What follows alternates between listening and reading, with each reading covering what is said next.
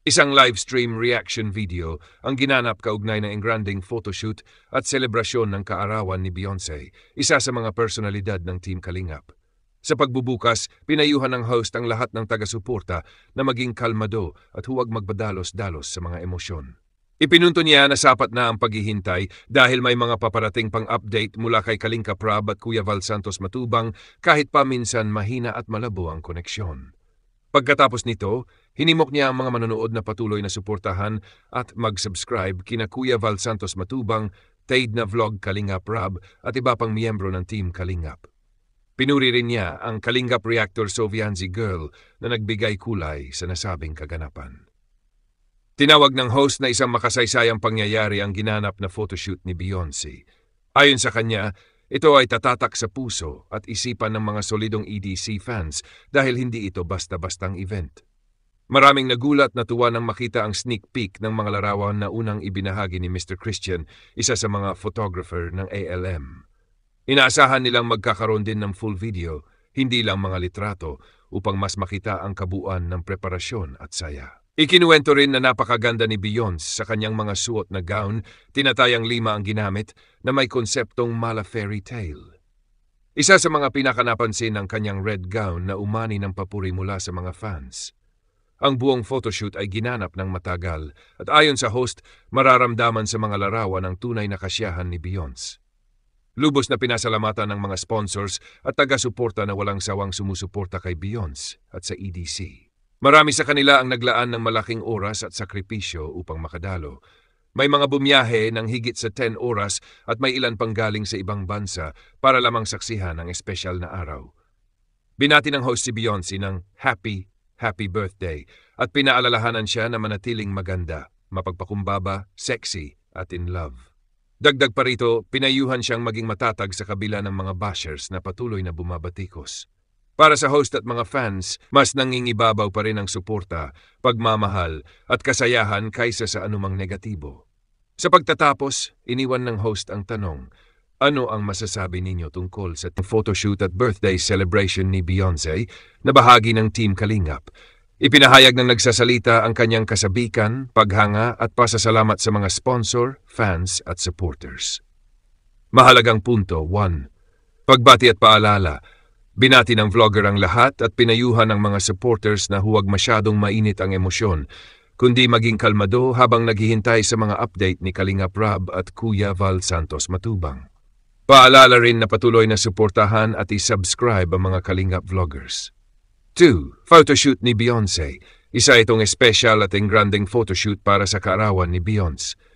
Mayroon itong fairy theme, maraming gown, tinatayang 5, at iba't ibang set ng pictures. Binanggit ang kagandahan ni Beyonce lalo na nang naka-red gown siya. Kahit may simpleng kuha o walang makeup, lumalabas pa rin ang kanyang ganda. 3. Paglabas ng teaser. Ang teaser na inilabas ni Christian, photographer ng ALM, ay sneak peek lamang, hindi pa full video.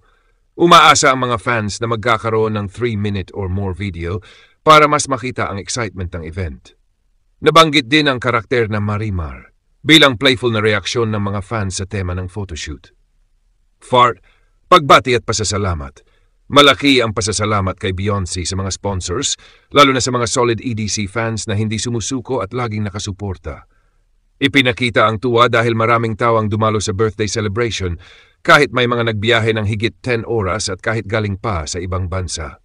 Ang venue ay maganda at marami ang bumisita, kaya naging engrande ang selebrasyon. Pagkilala sa pagpapala, itinuturing na blessed si Beyonce dahil sa suporta at pagmamahal na natanggap mula sa sponsors at fans. Pinayuhan siyang manatiling strong at humble sa kabila ng mga bashers na patuloy na bumabatikos. 6. Pangwakas. Binati siya ng happy birthday at hiling na manatiling pretty, humble, sexy at in love. Nagtapos ang video sa tanong kung ano ang masasabi ng mga manonood tungkol sa teaser. Isang livestream reaction video ang ginanap kaugnay ng engranding photoshoot at selebrasyon ng kaarawan ni Beyonce, isa sa mga personalidad ng Team Kalingap. Sa pagbubukas, pinayuhan ng host ang lahat ng taga-suporta na maging kalmado at huwag magpadalos-dalos sa mga emosyon. Ipinunto niya na sapat na ang paghihintay dahil may mga paparating pang update mula kay Kalinga Prab at Kuya Val Santos Matubang kahit pa minsan mahina at malabo ang koneksyon. Pagkatapos nito, hinimok niya ang mga manonood na patuloy na suportahan at mag-subscribe kina Kuya Val Santos Matubang, Tade na Vlog Kalingap Rab at iba pang miyembro ng Team Kalingap. Pinuri rin niya ang Kalingap Reactor Sovianzi Girl na nagbigay kulay sa nasabing kaganapan. Tinawag ng host na isang makasaysayang pangyayari ang ginanap na photoshoot ni Beyonce. Ayon sa kanya, ito ay tatatak sa puso at isipan ng mga solidong EDC fans dahil hindi ito basta-bastang event. Maraming nagulat na tuwa nang makita ang sneak peek ng mga larawan na unang ibinahagi ni Mr. Christian, isa sa mga photographer ng ALM. Inaasahan nilang magkakaroon din ng full video, hindi lang mga litrato, upang mas makita ang kabuuan ng preparasyon at saya. Ikinuwento rin na napakaganda ni Beyonce sa kanyang mga suot na gown, tinatayang 5 ang ginamit na may konseptong mala fairy tale.